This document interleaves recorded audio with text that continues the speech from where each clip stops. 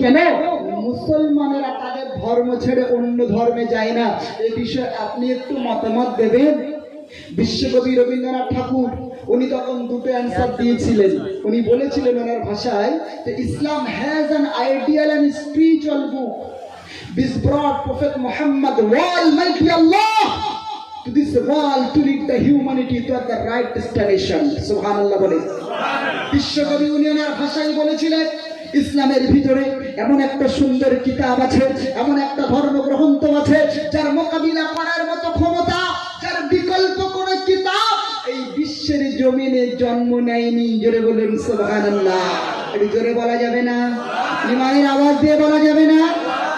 উনি বলতে চাইলেন যে ইসলামের ভিতরে যে কিতাবটা এত দামি, এত সুন্দর, এত খুবসুরত, কিতাবের সঙ্গে মোকাবিলা করার মতো ক্ষমতা বিশ্বের কোন কিতাবের নাই। আর একবারে জোরে বলুন সুবহানাল্লাহ। বন্ধু, এমনি করে আপনারা জানেন বিশ্বের মধ্যে একটা ক্লাব আছে, নাম তার জাতিসংঘ। কি নাম? জাতিসংঘ। যারা পুরো বিশ্বকে পরিচালনা করে, বিশ্বের বিচার ব্যবস্থা যারা পরিচালনা করে, তারা কেবলমাত্র মুসলমানদের দুঃখ, মুসলমানদের বেদনা চোখে তারা দেখতে পায় না। ফিলিস্তিনের সরজমিনে আমরা রমজানে রোজা রেখেছি বন্ধু, সারা মাস রোজা রেখেছি। শাওয়াল মাসের পহেলা তারিখে আমরা ঈদ উল ফিতর উদযাপন করেছি। সবাই কেনা এখানে আছি, নতুন জামা পরনে পড়েছি, মুখ ভরে মিষ্টি খেয়ে তকবীর ধ্বনি দিতে দিতে আকাশ বাতাস মুখরিত করে আমরা আনন্দ উৎফুল্লিত হয়ে আমরা চলে গেছি ঈদ উল ফিতরে জামাতে নামাজ পড়তে। কিন্তু সেই সময় সেই মুহূর্তে দাঁড়িয়ে প্যালেস্টাইনের সরজমিনে ভাই এমনি করে ওই যে ইসরায়েলের মাটিতে মুসলমানদেরকে শেষ করা হয়েছে, লাল শরতে ভেজা রক্তে ফুটন্ত টকটকে ফুটন্ত ছোট ছোট বাচ্চাগুলো সেখানে গুলি করে হত্যা করা হয়েছে। সুন্দর সুন্দর সেখানে শিশুগুলোকে মারা হয়েছে, এমনি করে মায়েদেরকে সেখানে অপহরণ করা হয়েছে। বন্ধু, এই দুঃখ, এই বেদনা, এই কষ্টের কথা গোটা বিশ্বের মুসলমান কে না জানে? আমরা সবাই জানি। আপনারা ঈদ করেছেন, প্যালেস্টাইনের মুসলমানেরা, নিরীহ মুসলমানেরা, নির্দোষ মুসলমানেরা, মাজলুম মুসলমানেরা ওরা ঈদ করতে পারে নাই। এ কথা শুনে আমাদেরকে হৃদয় দুঃখিত হয় না? কষ্ট লাগে না? জোরে বলেন। আমরা রমজান মাসে ঝগড়া করেছি, তারাবি পড়বো 8 রাকাত না 12 রাকাত, নাকি 21 রাকাত না 22 রাকাত না 20 রাকাত। একদল তো বলছে 20 রাকাত নামাজ তো হযরত ওমরের বেদাত, বলেন নাউজুবিল্লাহ। একদল ওয়াহাবি লামাযাবি গায়র মুকাল্লিদ যারা আহলে হাদিস নামে দাবিদার, খণ্ডদের দাবি হলো যে 20 রাকাত নামাজ ও সাহাবীদের বেদাত, ওমর রাদিয়াল্লাহু আনহু প্রচলন করেছে। অথচ সাহাবী সম্পর্কে নবীর স্টেটমেন্ট হলো আসহাবিকান নুজুম ফাবিআইহি ইক্তাদাইতুম ইহতাদাইতুম, আমার সাহাবীগণ আকাশের একটা নক্ষত্র। এই উম্মতে মুসলিমা তোমরা শোনো, তোমরা যে কাউকে অনুসরণ করলে তোমরা হেদায়েত প্রাপ্ত হবে। জোরে বলুন সুবহানাল্লাহ। ঈমানের আওয়াজ দিয়ে বলা যাবে না যে ফারুক আযম ওমরের সম্পর্কে আল্লাহ রাসূল বলেছেন আনা খাতাবান নবিয়্যুন লাকানা নাবিয়্যুম বাদি, আমি হলাম শেষ নবী, আমার পরে কোনো নবী পৃথিবীর জমিনে আসবে না। যদি আল্লাহ আমার পরে কাউকে নবী কিংবা রাসূল করে পাঠাতো, এ সাহাবীরা শোনো, তাহলে নিশ্চিত করে হযরত ওমরকে আল্লাহ নবী করেই পৃথিবীর জমিনে পাঠাতেন। আর একবারে জোরে বলুন সুবহানাল্লাহ। একটু ঈমানের আওয়াজ দেওয়া যাবে না? যে ওমরের পিছনে আল্লাহর নবী জান্নাতের স্টাম্প লাগালেন, যার সম্পর্কে কোরআনের আয়াত বারংবার নাযিল হয়েছে যে মানুষটির সম্পর্কে ঈদের দিনে আমরা সবাই কত রকম বাজেটে আমরা ঈদ উদযাপন করেছি। ফারুক আযমের জীবনী একটু বলছি, যুবক শুনে নাও। ঈদের দিনে হযরত ফারুক আযম ওমরের বাড়িতে কোনো পোশাক নেই। বিবি স্বামীর কাছে এসে বলছে, স্বামী আজ পবিত্র ঈদ উল ফিতরের দিন। ওগো স্বামী, ইসলামে আসার আগে আরব আর মক্কা মদিনার জমিনে দুটো বড় মেলা হতো গো স্বামী, একটা ওকাজের মেলা আর একটা মাজান্নার মেলা। কটা মেলা হতো? একটা ওকাজের মেলা, একটা মাজান্নার মেলা। এই দুটো মেলায় সাহাবীরা ইসলাম গ্রহণের আগে যেত, মন যা চাইতো তাই করত, মদ পান গলা পর্যন্ত করত, আর পরনারীর ইজ্জত লুণ্ঠন করত। কিন্তু ইসলাম গ্রহণের পরে সেগুলো আল্লাহ হারাম করেছে। ওগো স্বামী, আল্লাহ পাক ওই দুটো খুশির দিনের বিনিময়ে আমাদের জন্য ঈদ উল ফিতর আর ঈদ উল আযহা দিয়েছে। সুবহানাল্লাহ বলেন। দেখোছি তুমি কিসের কামনা লাগাচ্ছ? লাইভে তো ঠিক আছে। তাকবীর দান, নারে তাকবীর, আরো জোরে তাকবীর দান, নারে তাকবীর। ইসলাম গ্রহণের আগে দুটো মেলা সাহাবীরা আল্লাহ রাসূলের কাছে ইসলাম গ্রহণের পর মেলা দুটো বন্ধ হলো। বিনিময়ে আল্লাহ কি দিল? ঈদুল ফিতর আর ঈদুল আযহা। মুসলিম উম্মার সবচেয়ে দুটি বেশি খুশির দিন, আল্লাহ প্রদত্ত নিয়ামত সম্পূর্ণ দুটি দিন। তো বিবি স্বামীর কাছে গিয়ে বলছে, স্বামী এই দিনে আমার বাচ্চাদের নতুন জামা নাই, আমাদের জামা হোক আর চাই না হোক, আমার বাচ্চা হযরত ওমর ফারুকের বিবি বলছে, আমার বাচ্চার জন্য একটা নতুন পোশাক এনে দাও, ব্যবস্থা করে দাও। হযরতে ফারুক আযম ওমর তখন কান্নায় পড়ে গেছে বন্ধু, বলে এখন চোখ দিয়ে পানি পড়ে, ঝরঝর করে কাঁদে। হযরত ওমর নিজের পকেটে হাত দিয়ে দেখলেন, না গো, ফারুক আযমের ঘরে কোনো টাকা নাই, কোনো পয়সা নাই। অথচ হযরতে ওমর ফারুক রাদিয়াল্লাহু তাআলা ওরে অর্ধ জাহানের খলিফা হযরতে ওমর, তিনি অর্ধ পৃথিবীর বাদশা। পবিত্র ঈদুল ফিতরের দিনে তার ঘরে দেখা গেল একটা পোশাক কিনবার মতো অবশিষ্ট টাকা নাই। আর একটু জোরে বলা যাবে না? ইমানের আওয়াজ দিয়ে বলা যাবে না? এ বন্ধু, হযরতে ওমর বাচ্চাদের মুখের দিকে তাকিয়ে, সত্যি তো বিবি সত্যি কথা বলেছে, আমাদের পোশাক হোক আর চাই না হোক, বাচ্চা দুটোর পোশাক অবশ্যই কেনা দরকার। খাদ্যমন্ত্রীর কাছে তিনি চিঠি করলেন, অর্থমন্ত্রীর কাছে, এই অর্থমন্ত্রী, আমি ফারুক আযম, আমি রাষ্ট্রপতি, আমি খলিফা, আমি মুসলিম জাহানের প্রধানমন্ত্রী, আমি খলিফা চিঠি করে দিলাম, আমাকে 1 মাসের বেতন তুমি অগ্রিম আমাকে দিয়ে দাও, আমি ঈদুল ফিতরের বাজার করব, বাচ্চাদের পোশাক কিনবো। অর্থমন্ত্রী খলিফা উনি যখন অর্থমন্ত্রী চিঠিটা যখন পেলেন রে বন্ধু, উনি চিঠিটা হাতে পাওয়ার পরে কান্নায় ভেঙে পড়লেন, চোখ দিয়ে পানি পড়ে, টস টস করে পানি পড়ে। খলিফা অর্থমন্ত্রী উনি পরিবর্তে টাকা না দিয়ে লিখে দিলেন, এই ফারুক আযম ওমর, তুমি যদি দুটো বিষয় ফয়সালা দিতে পারো, তাহলে আজকে দিনে আমি অর্থমন্ত্রী তোমার জন্য 1 মাসের অগ্রিম ভাতা, 1 মাসের অগ্রিম মাইনের টাকা পাঠিয়ে দেবো। সুবহানাল্লাহ বলেন। দুটো কি বলে? 1 নম্বর, ওমর তুমি বলতে পারবে যে আগামী মাস পর্যন্ত তুমি বেঁচে থাকবে?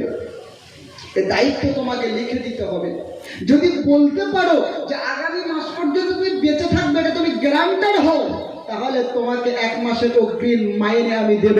আর নাম্বার 2, 1 মাস যদি তুমি বেঁচেও থাকো, তো ওই 1 মাস জনগণ তোমাকে খলিফা রাখবে, প্রধানমন্ত্রী রাখবে, এই গ্যারান্টিটাও তুমি কি দিতে পারবে? সুবহানাল্লাহ বলেন। এই যেমন প্রধানমন্ত্রী তেমন অর্থমন্ত্রী, সুবহানাল্লাহ বলেন না? দুজনেই আল্লাহর নবীর ইমানে বলিয়া, নবীর চন্দ্রলোকে আলোকিত, আল্লাহর নবীর জীবনধারায় সুসজ্জিত।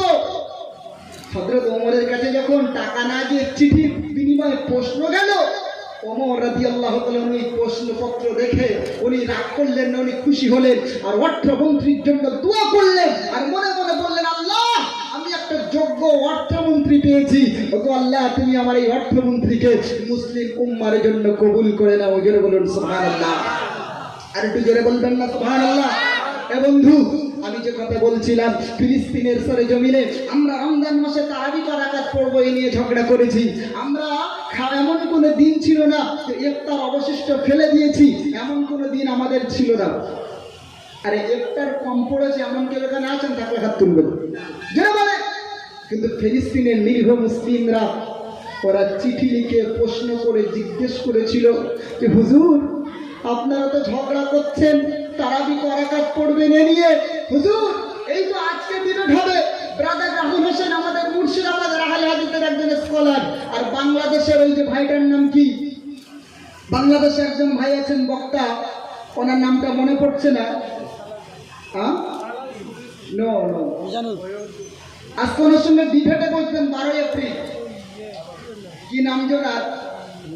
দেখো নামটা মনে আসলে বলছি। আজকে ডিবেট হবে অনলাইনের মাধ্যমে। আচ্ছা বলছি, আমি নামটা মনে বলছি।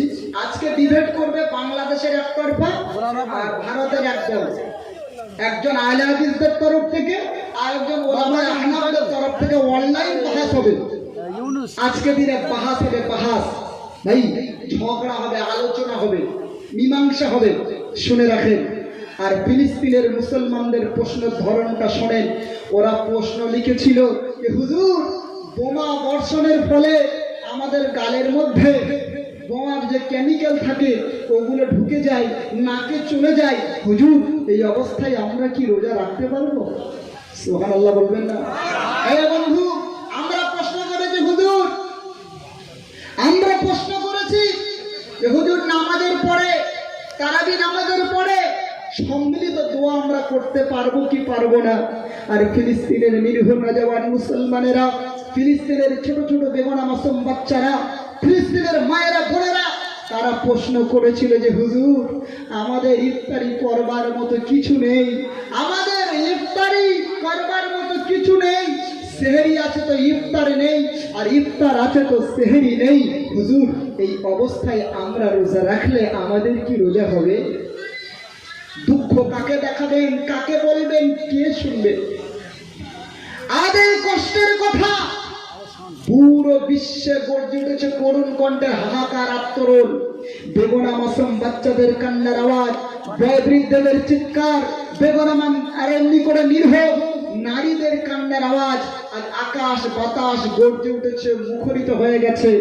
এরপরে মুসলিম জাতি তুমি ঘুমিয়ে আছো, আব্বিসো না, এখনো তোমরা ঘুমাবে, কবে তোমরা জাগবে মুসলমান? শুনে রাখেন, ফিলিস্তিনি যে দেশটা রয়েছে, যেখানে মুসলমানদের উপরে জোর করে অত্যাচার করা হচ্ছে, এই গরম পড়ে গেছে, যুবকদের বলছি শুনে রাখেন, গরমের সময় আমরা অনেকে পেপসি খাই, কোকো কলা খাই, খাই না খাই না? জোরে বলেন। জি, পেপসি খাই, কোকো কলা খাই।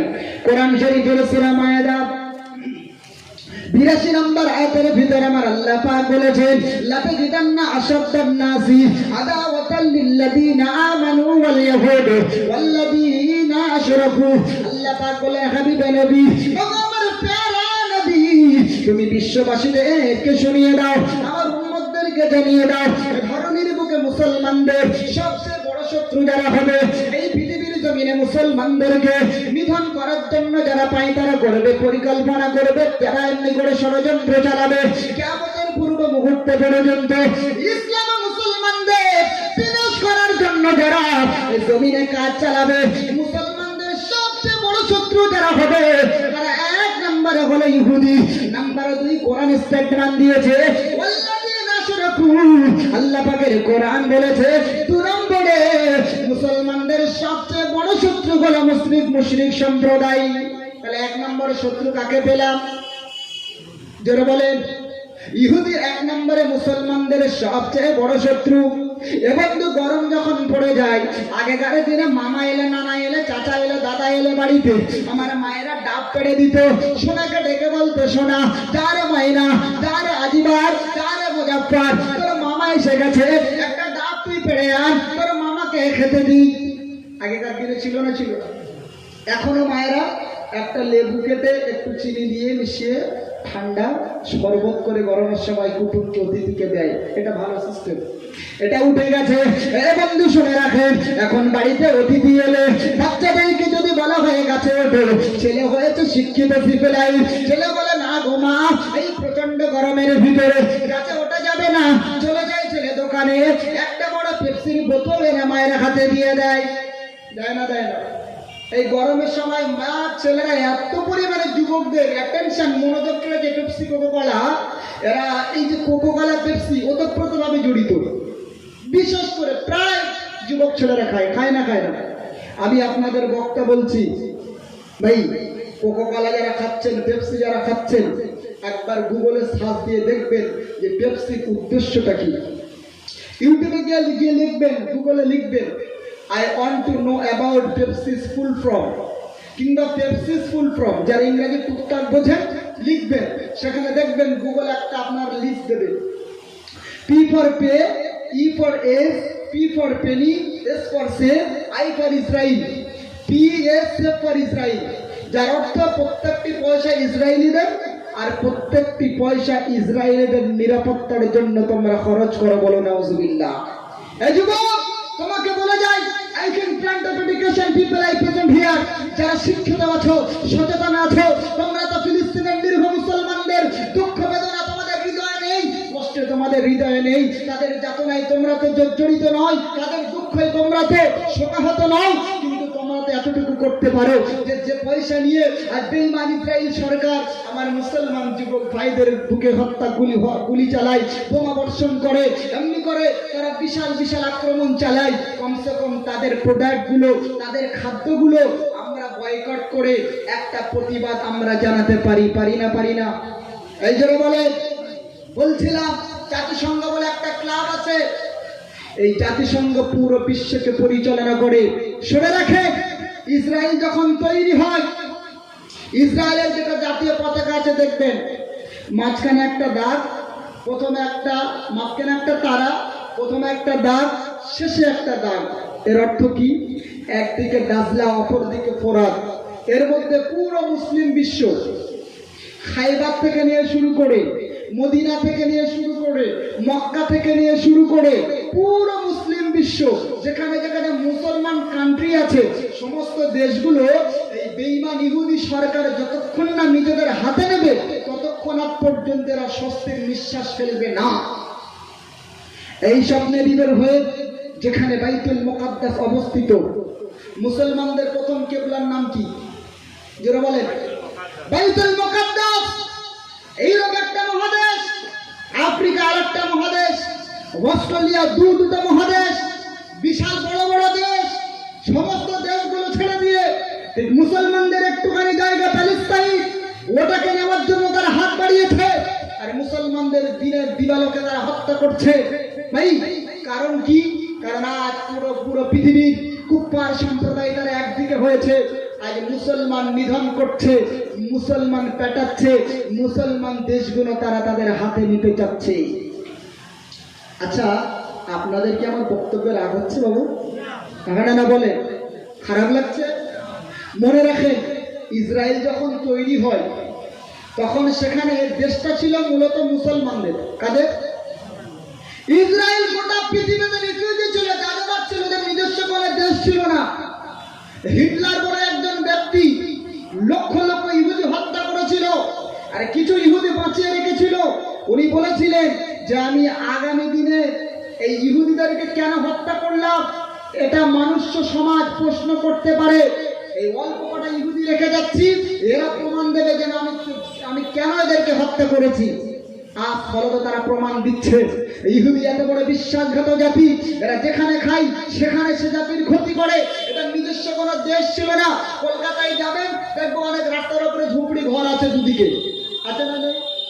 এই জন্য বলে ঝুপড়ি ঘর আছে, এদেরকে ইংরাজিতে বলে রিফিউজি, আর বাংলায় বলে যাযাবর। সরকার মানবিক কারণে ওদেরকে ওখানে দেখেছে, যখন প্রয়োজন হবে সব লাঠি মেরে খেদিয়ে দেবে। পিডাব্লিউ রাস্তার উপরে যদি কেউ ঘর করে সরকার খেদিয়ে দিতে পারে না বা তাড়াতে পারে না। জোরে বলে ওরকম ইসরায়েলিদের নিজস্ব কোনো দেশ নেই। ওরা কাছে প্যালেস্তাইনের মুসলমানদের কাছে সেখানে 70% মুসলমানের দেশ। গিয়ে বলছে, মুসলমান ভাইরা, তোমাদের বিশাল বড় বড় উট গরু ভেড়া চড়ার বিশাল বড় বড় মাঠ পড়ে আছে, উট গরু মানুষ হচ্ছে, ভেড়া মানুষ হচ্ছে, আমাদেরকে একটু থাকতে দাও না, একটু থাকতে দাও। আমরা না চাষাবাদ করবো, ট্যাক্স স্বরূপ তোমাদের যা চাষ করবো অর্ধেক তোমাদের দেবো। তো মুসলমানরা মানবিক কারণ ওদের থাকতে দিল, আর এই থাকাটাই ওদের কাল হয়ে দাঁড়িয়েছে। নাউজুবিল্লাহ বলে মুসলমানের ছেলেরা মনে রাখে, মুসলমান সদা সর্বদা দয়ালু হয়, মানবিক হয়। মুসলমান সেদিন চিন্তা করেছিল, না গো, কথা তো সত্য কথা, ভেড়া যদি মানুষ হতে পারে, লালিত পালিত হতে পারে, এরা তো আল্লাহর সৃষ্টি মাখলুকেরা মানুষ, যেহেতু এরা ইহুদি বিশ্বাসঘাত জাতি। শুনে রাখেন, ওদিনে ভারতের সরজমিনে নয়, প্যালেস্তাইনের সরজমিনে আমার মুসলমান ভাইয়েরা ওদেরকে থাকতে দিয়েছিল। ফলশ্রুতিতে ওই বেঈমান বিশ্বাসঘাতক ইহুদি জাতি কি করেছিল? রাতারাতি ওরা পুরো ইসরায়েলের, পুরো প্যালেস্তাইনের রাজ ক্ষমতা, রাজনৈতিক ক্ষমতা নিজেদের হাতে নিয়েছিল।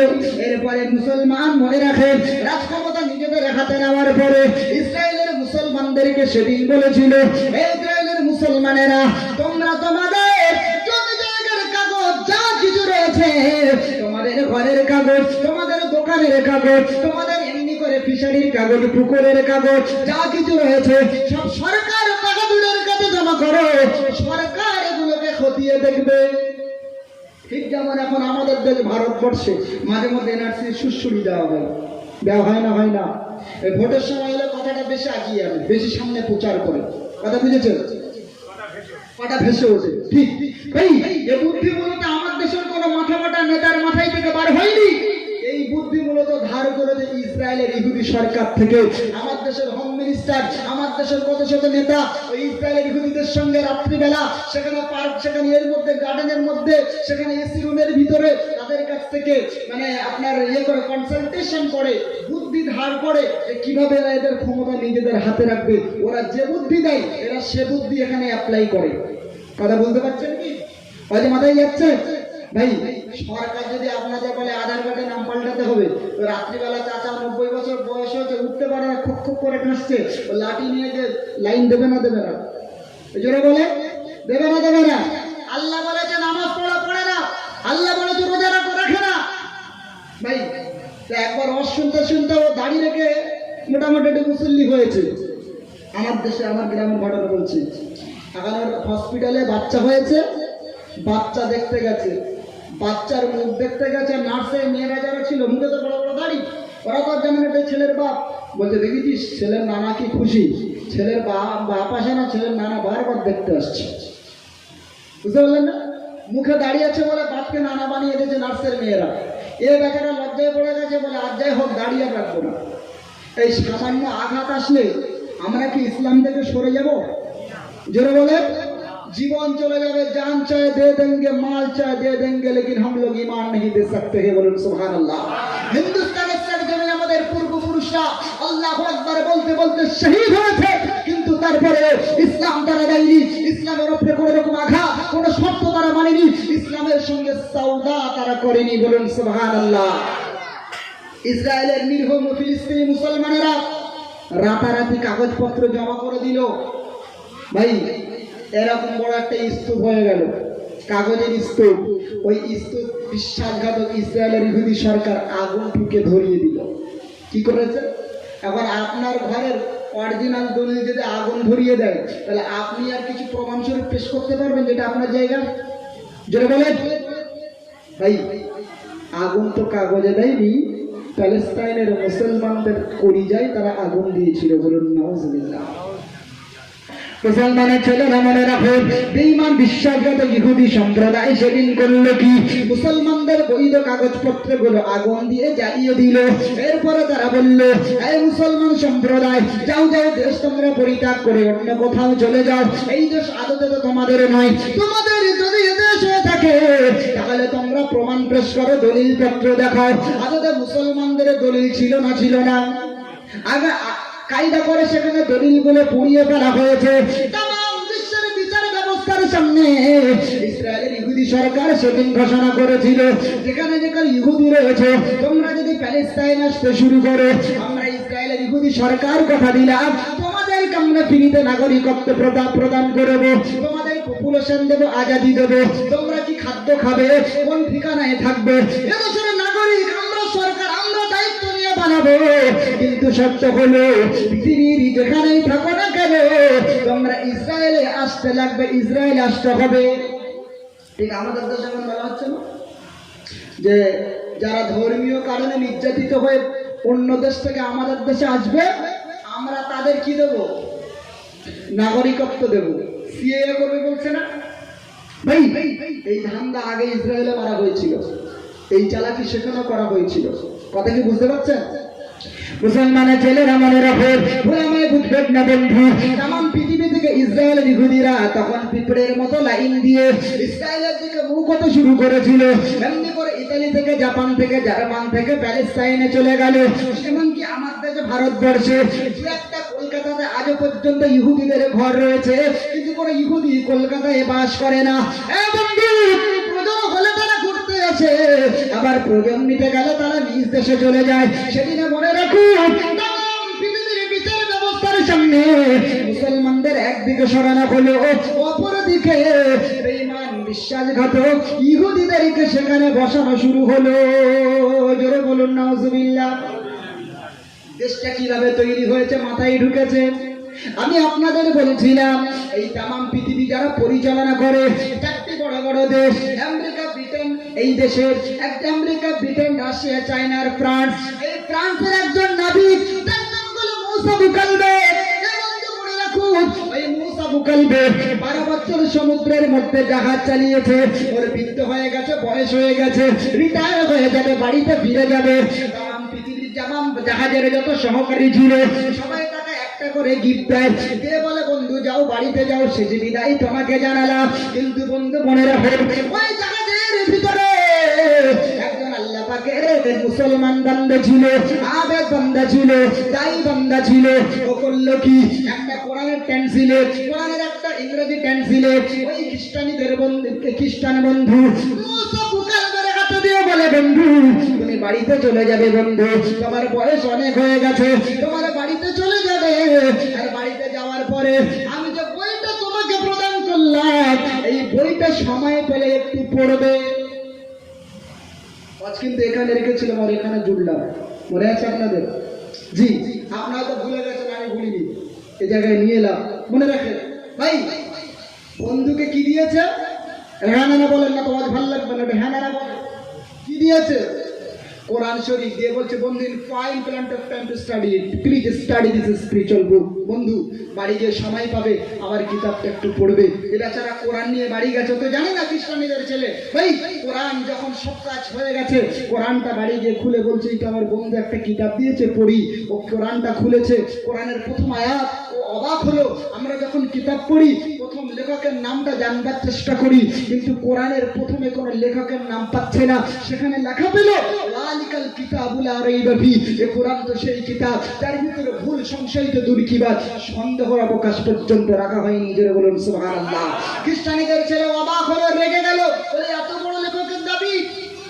পৃথিবীতে যত কিতাব আমরা দেখেছি, যত জীবন ব্যবস্থা দেখেছি, প্রত্যেকটা কিতাব, প্রত্যেকটা রাইটার বলেছে যে আমার কিতাবে যদি ভুল হয় ধরিয়ে দেবে, সংশোধন করে নেব, সংযোজন করে নেব। আর এই লেখক উল্টো কথা বলল যে আমার কিতাবে ভুল থাকা তো দূরের কথা, সন্দেহের অবকাশ নেই। এই কেমন লেখক রে?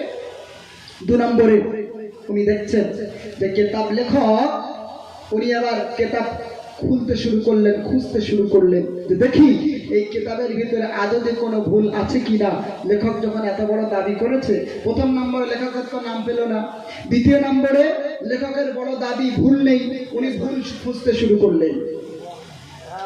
মুসলমানের ছেলেরা মনে রাখেন, খ্রিস্টানীদের ছেলে মুসা বুকালবে কোরআনের ভুল খোঁজ ধরার জন্য, কোরআনের ভুল খোঁজার জন্য কোরআন শরীফ আলগা করতে শুরু করেছে।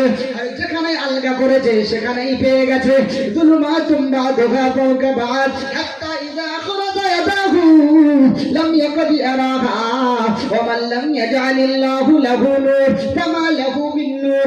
আল্লাহ পাকের কোরআনে আয়াতে কারিমার ব্যাখ্যা হলো যাদের ভিতরে খৌফে ইলাহি থাকে না, যাদের ভিতরে আল্লাহর ভয় থাকে না, ওদের ভিতরটা অমরই অন্ধকার থাকে, অমরই কুচ্ছিত থাকে, অমরই কালো থাকে। যেমন অমাবস্যার ঘন ঘন অন্ধকারের রাতে তার নিচে যখন আকাশ মেঘাচ্ছন্ন থাকে, তার নিচে যখন পানি প্রচন্ড পরিমাণে স্রোত চলতে থাকে, পরিস্থিতির ভিতরে দাঁড়িয়ে আল্লাহর যদি কোনো বান্দা নিজের হাতকে দেখার চেষ্টা করে, নিজের শরীরকে দেখার চেষ্টা করে, নিজের শরীর দেখতে পায় না, নিজের শরীরটাকে কুরুচিত কালো দেখে। রিমানের আওয়াজ দেওয়া যাবে না, আর একটু জোরে বলা যাবে না। আপনারা ভালো বুঝবেন, আপনাদের এখানে নদী আছে না নেই? কাছাকাছি না?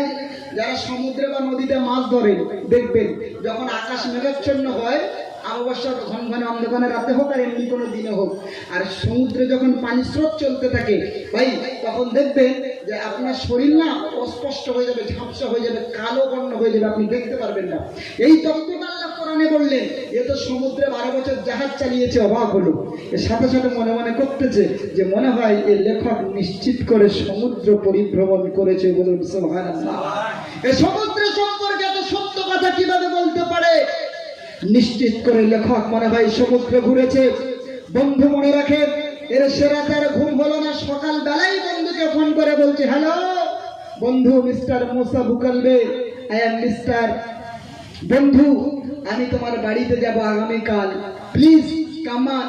আপনি যেখানেই থাকেন আপনি আপনার বাড়িতে চলে আসেন।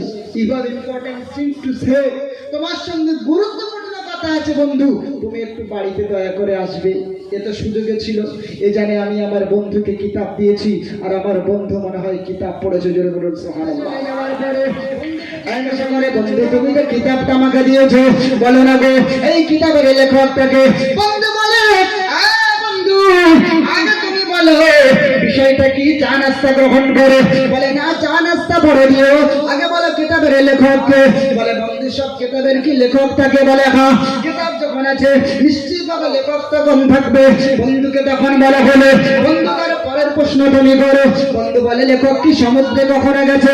2 নম্বরে প্রশ্ন করা হলো, বন্ধু তুমি বলো এই লেখক যেটা বলে সত্য কথাই তো বলে।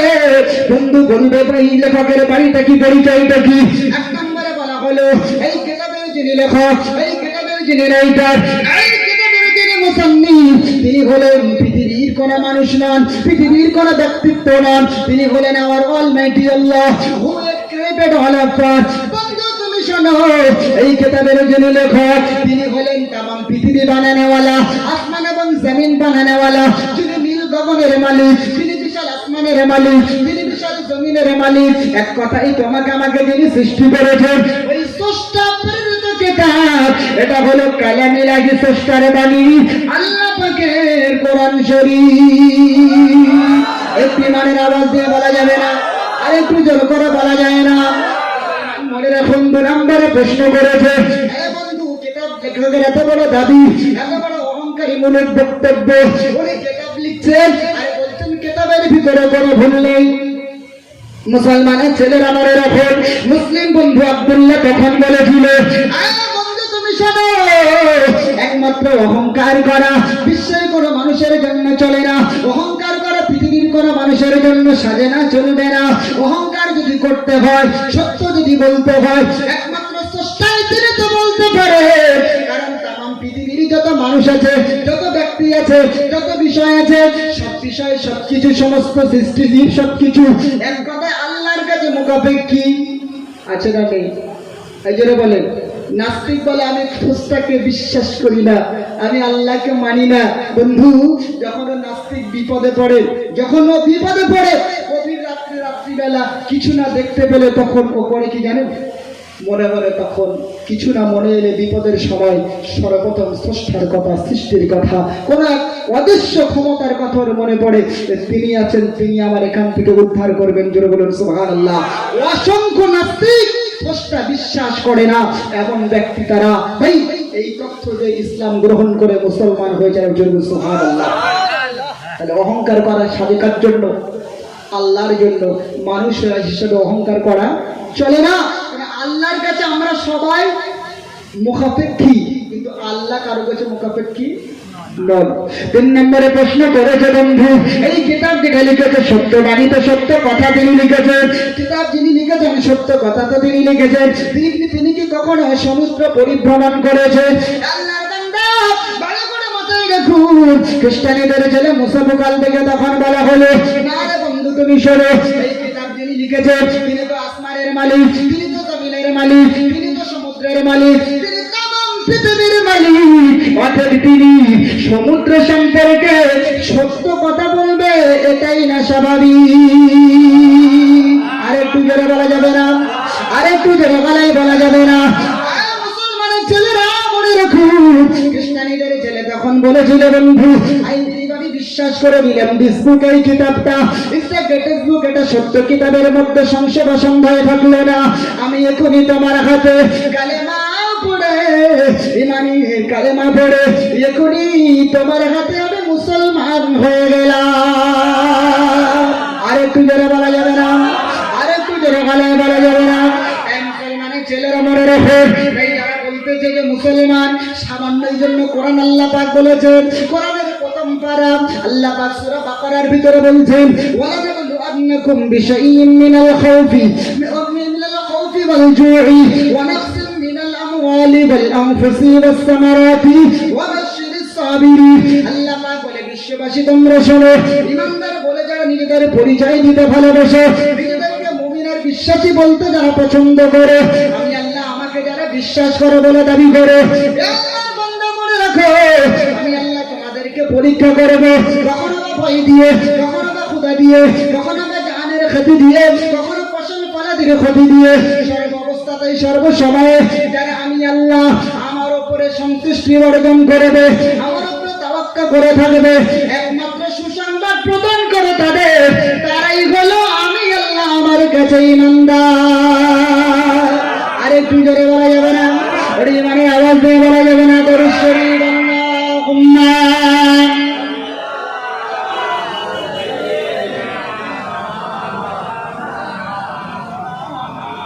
আরে তাকবীর দান তো, নারে তাকবীর, আরো জোরে তাকবীর দান, নারে তাকবীর। পিছনের ভাই কি হলো, তোর তাকবীর দিতে হবে সবাই মিলে, নারে তাকবীর। ভাই তাহলে সামান্য আঘাত আসলে কি ইসলাম থেকে দূরে সরে যাব? এই জন্য বলেন নামাজ রাখা যত না কঠিন, শুনে রাখেন, নামাজ রাখা যত না কঠিন, রোজা করা যত না কঠিন, তার চেয়ে বড় কঠিন হলো নিজের রাগকে কন্ট্রোল করা। কি বললাম? রাগটাকে কন্ট্রোল করা। এমন একটা মানুষের উপর আপনার রাগ হয়েছে না, আপনি তার উপরে রাগ ঝেড়ে দিতে পারবেন, রাগ দেখাতে পারবেন, কিন্তু আল্লাহ রাসূল বলছেন সারা রাত দাঁড়িয়ে দাঁড়িয়ে তাহাজ্জুদ পড়ার যে সওয়াব, যে নেকি, তার চেয়ে একজন মানুষ যদি নিজের রাগকে কন্ট্রোল করে তার চেয়ে বেশি সওয়াব আমার আল্লাহ তার আমলনামায় প্রদান করে। জোরে বলুন সুবহানাল্লাহ। আর একটু জোরে বলা যাবে না সুবহানাল্লাহ? ভাই কোরআনের প্রত্যেকটা অক্ষর, প্রত্যেকটা আয়াত, প্রত্যেকটা পৃষ্ঠা আল্লাহ পাক এই ঘটনা বলেছেন। আর সুইডেনের মাটিতে কোরআন জ্বালানো হচ্ছে বাক স্বাধীনতার নামে। দুঃখ লাগে, কষ্ট লাগে, কিন্তু কাকে বলবো, কে শুনবে কার কথা? আজ বিশ্বের জমিনে মুসলমানদের হাহাকার আত্মরল শুনবার মতো আদতে কেউ নাই। মনে রাখেন কোরআন শরীফ, এরা তো বাচ্চা, এরা কি বাচ্চা। কোরআন শরীফের বিরুদ্ধে এই ভারতের মাটিতে প্রতিদিন কম বেশি কেউ না কেউ অভিযোগ করছে, সেটা অনলাইনে হোক, আর সোশ্যাল মিডিয়াতে হোক, আর কিংবা সুপ্রিম কোর্টে গিয়ে হোক। করে না? করে না? এই তো ইংরেজি বলে একজন করেছিল কিছুদিন পূর্বে, আপনি জানেন। এই কথা বলছি না আজকে, আর মাথায় রাখুন, আল্লাহ পাক যারাই চ্যালেঞ্জ করবে, কোরআনকে মিথ্যা বলবে, এটা আল্লাহ জানতেন, সেজন্যই আল্লাহ পাক অনেক আগেই চ্যালেঞ্জ করেছে এদের বিরুদ্ধে। কি? ওয়া ইন কুনতুম ফি রাইবিন মিম্মা নাযালনা আলা আবদিনা ফাতু বিসূরাতিন মিন মিসলি ওয়া দু'উ শুহাদাকুম মিন দুনিল্লাহি ইন কুনতুম সাদিকিন।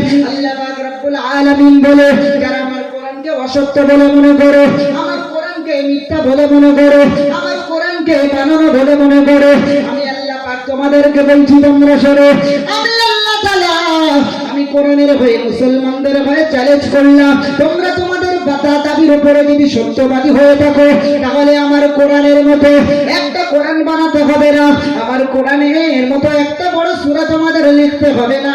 কোরআনের সবচেয়ে ছোট্ট সূরা, সূরা কাউসারটা তোমরা কমসে কম লিখে দেখিয়ে দাও, ওরূপ একটা সূরা তোমরা বানিয়ে দাও।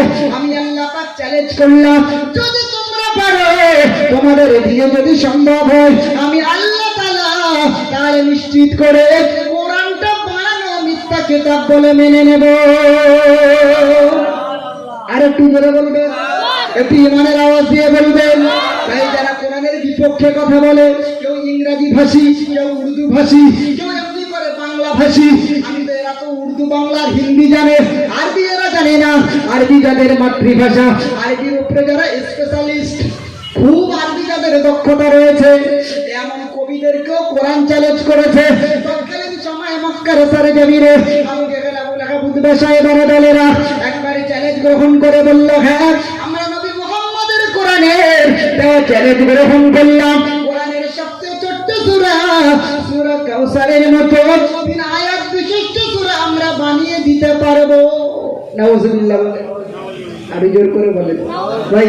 কাবা শরীফের সূরা কাউসার লিখে দেওয়া হলো মুসলমানদের পক্ষ থেকে। সূরা কাউসার সবচেয়ে ছোট্ট সূরা না ভাই? তখন ইমরাউল কায়েস বলে একজন কবি আছে। ইমরাউল কায়েস আরবের মধ্যে সবচেয়ে বড় কবি, ও মারা গেছে, কিন্তু ওর বোনও বড় কবি ছিল, সে তখন হায়াতে রয়েছে। ভাই আবু জেহেল, আবু লাহাব ওর বোনকে ধরে নিয়ে এলো, বললো চলো মুহাম্মদ সাল্লাল্লাহু আলাইহি ওয়াসাল্লাম কোরআন চ্যালেঞ্জ করেছে, কোরআনের ছোট্ট সূরার মতো একটা সূরা বানিয়ে দেবে। ভাই ইমরাউল কায়েসের বোন গেছে, কবিদের বিশাল একটা টিম গেছে, ও কোরআনের 3 আয়াত বিশিষ্ট এই সূরাটা দেখেছে বটে, কিন্তু অনুরূপ বানাতে পারেনি, বরং কোরআনের সপক্ষে স্টেপ নেয় নিচেই লিখে দিয়ে বলেছে আল্লাহ লা ইয়াসুউ লিহাদিন মিনাল বাশার আন ইয়াতি বিমিসলি হাযাল কিতাব। খোদার কসম করে বলছি এই কিতাব বানানো তো দূর কি বাত, এই কিতাবের মতো একটা ছোট্ট সূরা বানানো আমার পক্ষে সম্ভব নয়। যেন বলুন সুবহানাল্লাহ। এটা কালাম ইলাহি, স্রষ্টা প্রদত্ত বাণী। আর স্রষ্টা প্রদত্ত বাণী পৃথিবীর কোন মানুষের পক্ষে লেখা পশ্চিম কালে সম্ভব নয়। আরেকবার জোরে বলুন সুবহানাল্লাহ। বন্ধু, আজ কোরআনের উপরে আঘাত আসছে, মুসলমানদের উপরে আঘাত আসছে। আর যত আঘাত, যত বিপদ, যত মুসিবত আসুক না কেন, আমরা মুসলমান কোরআনের কাছে জমে থাকবো। বলুন ইনশাআল্লাহ। আর জোরে বলা যাবে ইনশাআল্লাহ। যত চক্রান্ত হোক না কেন, বলে মুসলমানরা বোম নিয়ে ছোটে, বন্দুক নিয়ে ছোটে, লাঠি নিয়ে ছোটে, মারামারি করে। মুসলমানরা একে ভাই একে মানে একজন অপরজনের উপরে হিংসা মনোভাব নিয়ে চলে। মুসলমানরা ভোটের সময় এদেরকে ব্যবহার করা হয়, সে যে পার্টি করার নিবেদন করো। আল্লাহর নবী সাল্লাল্লাহু আলাইহি ওয়াসাল্লামের কথাটা মাথায় নিও। নবীজি বলেছেন तमाम পৃথিবীর সমস্ত মুসলমান অপর মুসলমানের ভাই। আল মুসলিমু আকুল মুসলিম। বলুন সুবহানাল্লাহ। আল্লাহর কোরআন বলেছে যদি পৃথিবীর মধ্যে কোনো এক নিরাপদ মানুষকে কেউ হত্যা করে, সে যেন গোটা বিশ্বর সমস্ত মানুষকে হত্যা করে দিল। একবারে জোরে বলুন নাউজুবিল্লাহ। সুবহানাল্লাহ বলে, এই সুবহানাল্লাহ বলে। ভাই এই যে মানবিকতা ইসলাম কিন্তু আমাদেরকে শিখিয়েছে। আর এই মানবিকতা সম্পূর্ণ শেখানোর জন্য আল্লাহ রোজা দিয়েছেন। সুবহানাল্লাহ বলে। আজ মুসলমান ভোটের নামে, পার্টির নামে, দলের নামে নিজের ভাইকে হত্যা করছে। ভাই নিরপরাধ, দোষ নাই, সে ভাইকে হত্যা করছে। নিরপরাধ কোন মানুষকে মারা, ওটা পৃথিবীর সমস্ত মানুষ জাতিকে মারা। নিরাপদ কোন মানুষকে বাঁচানো, ওটা পৃথিবীর সমস্ত মানুষ জাতিকে বাঁচানো। বলুন সুবহানাল্লাহ। আজ আমাদের পারিবারিক ভাবে আমাদেরকে ইসলামের এই যে কনস্টিটিউশন, ইসলামের সংবিধানটা সেখানে আমাদেরকে প্রতিষ্ঠিত করতে হবে। ইসলামের যে কোনো অন্যায় আমি আপনি দেখলে হাত দিয়ে রুখবো। বলুন ইনশাআল্লাহ। জোরে বলুন ইনশাআল্লাহ। এই কমজোর হয়ে দুর্বলের উপরে যারা অত্যাচার করে, অনেক মানুষ আছে এরা নীরব দর্শকের ভূমিকা পালন করে দেখে না। ইমানের বক্তব্য হলো, হাদিসের বক্তব্য হলো, মুসলমান শোনো, ইমানদার যদি নিজেকে দাবি করো, আর কোনো অন্যায় অপরাধ যদি তোমার সামনে হয়, ক্ষমতা থাকলে হাত দিয়ে রাখো। হাত দিয়ে রুখতে না পারলে মুখ দিয়ে প্রতিবাদ করো। আর মুখ দিয়ে প্রতিবাদ না করতে পারলে অন্তর থেকে ঘৃণা করো। and in biggest belief of your life, এটা আপনার ইমানের সর্বশেষ স্টেজ। জোরে বলুন সুবহানাল্লাহ। আল্লাহর নবী বলেছেন এটাও যদি না থাকে তাহলে বুঝতে হবে আপনার ভিতরে ঈমান নাই। কি নাই? অন্যায় দেখে শুনছে চুপচাপ মেরে, কোনো রিয়াকশন নেই, কোনো রকম কোনো খারাপই কথা নেই, কোনো উদ্বেগ নেই, প্রতিবাদ নেই। সেটা যে লেভেলে অন্যায় হোক ভাই, তাহলে বুঝতে হবে মানুষটার ভিতরে কি নাই?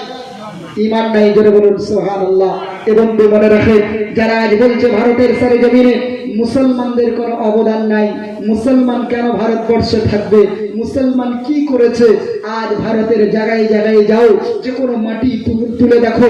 আজ আমরা কেন বলবো স্বাধীন ভারতের এই প্রত্যেকটা মাটি আজ সাক্ষ্য দেবে এদেশের মাটিতে আমার পূর্বপুরুষদের রক্ত মিশে আছে। বলুন সুবহানাল্লাহ।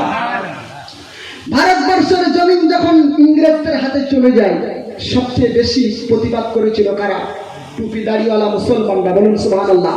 ডাক্তার, মাস্টার, উকিল, ব্যারিস্টার সব ছিল, কেউ যায়নি, কারণ ওরা জানে জেলে চাকরি চলে যাবে। চাকরি কে দেয়? ইংরেজ সরকার দিয়েছে। চাকরি থাকবে না, তাদের দরকার নাই। কারা গেল? মুসলমানরা গেল। ভাই মুসলমানরা যাওয়ার পিছনে একটা ইতিহাস আছে, ইতিহাসটা একটু বলছি শোনেন ভাই। দারুল জামান বলে একটা মাদ্রাসার নাম আপনারা শুনেছেন শোনেন নাই? ওই মাদ্রাসার প্রথম কালের যিনি ছাত্র শাইখুল হিন্দ মাওলানা হোসেন আহমদ মাদানী রহমাতুল্লাহ আলাইহি, উনি মানে বাংলার মানে আপনার ভারতের মাটিতে দারুল দেবর মাদ্রাসার প্রথম ছাত্র। আর এই হিন্দুস্তানে যত বড় বড় আলেম ওলামা আছে সব তার থেকে শিক্ষা গ্রহণ করেছে। শাইখুল হিন্দ মাওলানা শাইখুল হিন্দের ছাত্রের নাম হলো মাওলানা আনোয়ার শাহ কাশ্মীরি রহমাতুল্লাহ আলাইহি। মাওলানা আনোয়ার শাহ কাশ্মীরি কত বড় আলেম জানেন? উনি বলতেন, আমি যে কিতাব একবার পড়েছি ও কিতাব আমি আমার জীবনে দ্বিতীয়বার পড়তে হয় না। আরেকবার জোরে বলুন, জোরে বলা যাবে না? মাওলানা আনোয়ার শাহ কাশ্মীরি উনি বলতেন, দারুল দেওবন্দ মাদ্রাসার যে লাইব্রেরিগুলো রয়েছে, ওই লাইব্রেরিগুলো যদি আগুনে পুড়িয়ে দেওয়া হয় কিংবা যদি আগুনে পুড়ে যায়, আমি আনোয়ার শাহ কাশ্মীরি আল্লাহ পাক যদি আমাকে দিয়ে তৌফিক দেয়, নিশ্চিত করে আমি আনোয়ার শাহ কাশ্মীরি ওই হাদিসের কিতাবগুলো, ফতোয়ার কিতাবগুলো আমি আনোয়ার শাহ কাশ্মীরি আল্লাহ পাক যদি আমাকে তৌফিক দেয় পুনরায় আবার লিখে দিতে সক্ষম। মাওলানা শেখ কাশ্মীরি কত বড় আলেম, উনি একবার আরবের সারে জমিনে গেছে হজ করার জন্য। মুসলমান মনে রাখুন, তো হজের গিয়ে বিশাল লাইব্রেরির মধ্যে ঢুকলেন। আরবের লাইব্রেরি তো বিশাল উন্নত লাইব্রেরি। একটা কিতাব উনি খুলে এমনি করে পড়ছে, কিতাবটা খুব ভালো লেগেছে। মাওলানা শেখ কাশ্মীরি মনে মনে বললেন, আহারে এই কিতাবটা যদি আমি এখান থেকে হিন্দুস্তানের সারে জমিনে নিয়ে যেতে পারি, হিন্দুস্তানের মুসলমানেরা বড় উপকৃত হবে। হিন্দুস্তানের দিন ভোলা, কালেমা ভোলা, ইমান ভোলা, ইসলাম ভোলা, আল্লাহ ভোলা মানুষগুলো উপকৃত হবে, ইসলামের পথে তারা আসবে। মাওলানা শেখ কাশ্মীরি ওই যে লাইব্রেরি কর্তৃপক্ষকে বললে, এই লাইব্রেরি কর্তৃপক্ষ, এই কিতাবটাকে আমাকে একটু দেওয়া যায় নাকি? আমি একটু হিন্দুস্তানের সারে জমিনে কিতাবটা নিয়ে যাব। লাইব্রেরি কর্তৃপক্ষ বলেছিল, সৌদি গভর্নমেন্টের অনুমতি না, ইজাজত নাই, কিতাব আমরা তোমাকে দিতে পারবো না। মাওলানা শেখ কাশ্মীরি বললেন কি, আমি এখানে দাঁড়িয়ে দাঁড়িয়ে কিতাবটা আমি পড়ে নিলাম, পড়ে নিয়েছি। আল্লাহ পাক যদি আমাকে হায়াতে রাখে, আমি হজ থেকে যদি বাড়ি ফিরতে পারি, আরবের লাইব্রেরি কর্তৃপক্ষ হিসেবে আমি আনোয়ার শাহ কাশ্মীরি যদি জীবিত থাকি, এই কিতাবের মতো অনুরূপ একটা কিতাব আমি আনোয়ার শাহ কাশ্মীরি আমি পুনরায় লিখে দেবো। করে বলুন সুবহানাল্লাহ। উনি হজ থেকে বাড়ি চলে এলেন। আরবি কিতাব, বিশাল কিতাব। ওই কিতাবের উনি উর্দু ট্রান্সলেট তর্জমা করেন, সম্পূর্ণ নিজে হাতে লিখে ওই সৌদি গভর্নমেন্টের সর্বোপরি সৌদি এমনি করে ওই যে লাইব্রেরি কর্তৃপক্ষের কাছে পাঠিয়ে দিলেন। লাইব্রেরি কর্তৃপক্ষ যারা ছিল দেখে তো অবাক হলো, আরে হিন্দুস্তানকে আলেম, দেখি এখন আলেম রে বাবা, কিতাব একবার পড়লে বড় কিতাবে অনুরূপ নকল বানিয়ে দিলে। না রে, লাইনের কোন পরিবর্তন নেই, শব্দের কোন পরিবর্তন নেই, যে যেন জেরক্স করেছে, শুধু ভাষাটা চেঞ্জ হয়েছে। যেমনকার কিতাব তেমন তিনি পাঠিয়ে দিয়েছে। বলবেন না, এই মানে আওয়াজ দিয়ে বলবেন না। আনোয়ার শাহ কাশ্মীরি রহমাতুল্লাহ আলাইহির ছাত্রের নাম হলো শাইখুল হিন্দ। সুবহানাল্লাহ বলেন। এই শাইখুল হিন্দের আরেকজন ছাত্রের নাম হলো মাওলানা হোসেন আহমদ মাদানী। হোসেন আহমদ মাদানীকে, যিনি আল্লাহর নবীর বংশধর, যিনি মদিনা শরীফের সারে জমিনে বসে আমার নবীজির রওজা আকদাসের পাশে বসে একটি দুটি দিন নয় 17 বছর তিনি হাদিস পড়িয়েছেন। বলুন সুবহানাল্লাহ। মাওলানা হোসেন আহমদ মাদানী, আমরা যখন হাদিস পড়ি, আমরা যখন হাদিস বলি, তখন বলি قال রাসূলুল্লাহ সাল্লাল্লাহু আলাইহি ওয়াসাল্লাম। আমাদের উস্তাদরা যখন হাদিসের দর্স দিতেন, তারা বলতেন قال রাসূলুল্লাহ সাল্লাল্লাহু আলাইহি ওয়াসাল্লাম, রাসূলুল্লাহ বলেছেন। আর মাওলানা হোসেন আহমদ মাদানী উনি যখন হাদিসের দর্স দিতেন, হাদিস পড়াতেন, উনি রাসূলের রওজার দিকে ইঙ্গিত ইশারা করে বলতেন قال صاحب هذه الروضه, এই রওজার ভিতরে যিনি আছেন উনি বলেছেন, উনি বলেছেন। বলেন সুবহানাল্লাহ। এই মাওলানা হোসেন আহমদ মাদানীর উস্তাদ হলেন শাইখুল হিন্দ মাহমুদ হাসান দেওবন্দি রাহমাতুল্লাহ আলাইহি। বন্ধু মনে রাখেন, মাহমুদ হাসান দেওবন্দির যখন ইন্তেকাল হলো, উনি যখন মারা গেলেন, ওনার লাশটা কাফনে জড়িয়ে যখন মানে কবরে রাখার আগে কি করে জানাজা দেয়, এই আপনার গোসল দেয় না, এখানে বলে গোসল যারা দিতে গেছে ওরা অবাক হয়ে দেখছে যে মাওলানা শাইখুল হিন্দের পিছনে গোশত বলে কিছু নাই, চামড়া বলে কিছু নাই, শুধু গর্ত আর হাড় দেখা যায়। জোরে বলুন নাউজুবিল্লাহ। গোসল যারা দিচ্ছিল যাদের কান্নায় ভেঙে পড়লো। মাওলানা হোসেন আহমদ মাদানীকে ডাক দিয়ে বলল, এ মাওলানা হোসেন আহমদ মাদানী, বলো না গো তোমার পীর, তোমার উস্তাদ শাইখুল হিন্দের অবস্থাটা এমন কেন?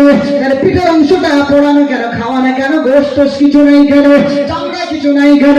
মাওলানা হোসেন আহমদ মাদানী সময় বলেছিলেন, আমার পীর জীবদ্দশাতে এই কথা অন্যের কারোর কাছে বলতে মানা করেছিলেন, নিষেধ করেছিলেন, কারোর কাছে আমি বলতে পারি নাই।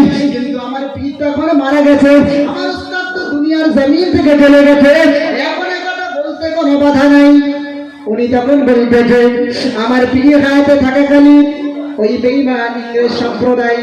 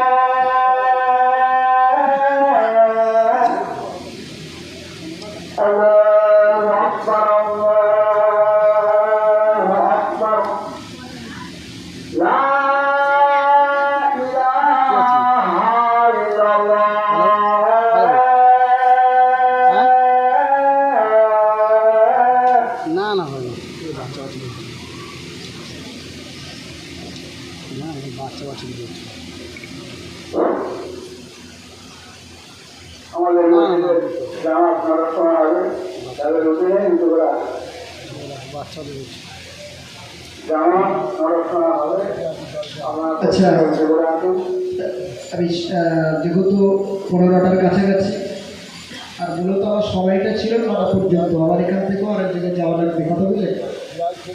তো যাই হোক, আপনারা যারা তখন বক্তব্য শুনলেন কোরআন হাদিসের উপরে, আল্লাহ পাক আপনাদেরকে আমল করার তৌফিক দিন, আমাদেরকে আমল করার তৌফিক দিন, আল্লাহ পাবিন।